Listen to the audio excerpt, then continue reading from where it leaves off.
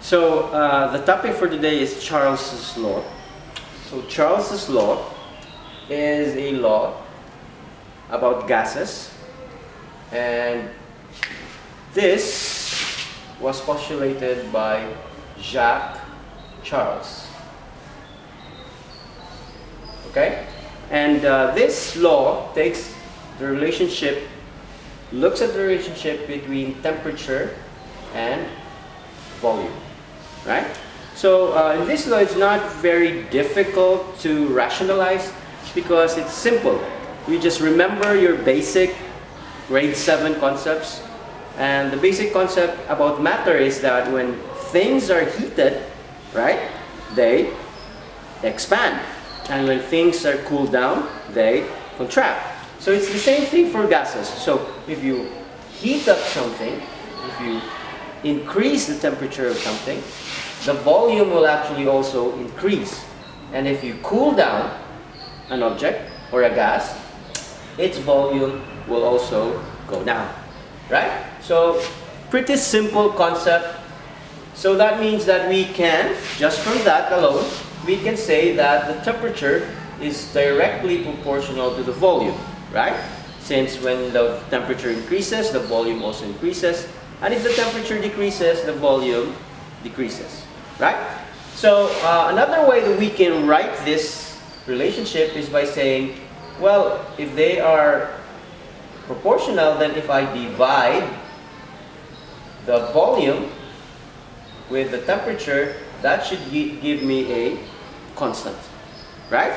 So, and if it gives me a constant, then I can look at the first state of the first volume of a gas, and then its temperature, and then if I change the temperature of that gas, then the volume should also change. But in the same concept, V1 and T1 should give me a constant, V2 over T2 should give me a constant, and therefore I can equate them together like this. Therefore, that gives us the power to calculate things that are unknown. So for example, if I have V1 to be 3 liters, and then I don't know what V2 is. The first temperature is 300 Kelvin. And then now you increase the temperature to 300 Kelvin. So how do you solve for the volume? So I'll just use this formula and say I am trying to find out for V2. So therefore V2 from this formula will just be equal to V1 over T1 times T2. So now I substitute the values. That's 3 liters divided by 100 Kelvin times 300 Kelvin. So now notice what happens here. The Kelvin scale, the Kelvin unit is cancelled out. So you have 3 times 300, which is obviously 900, divided by 100, that gives you 9. And then the unit pops out as liters. Right? So that is all there is. Now take note that for Charles's law, you can only use Kelvin in the temperature scale. So therefore, if you were given a